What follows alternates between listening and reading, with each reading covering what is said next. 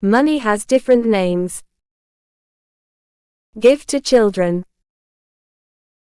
Allowance. In school.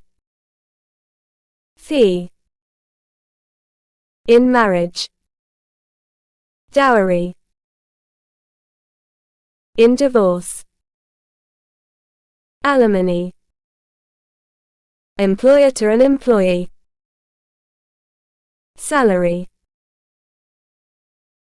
To kidnappers.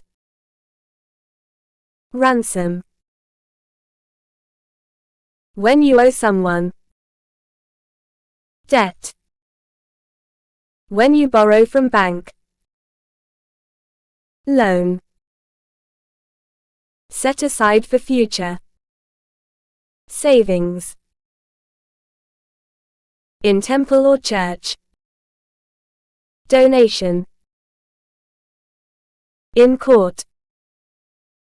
Fines. To the government.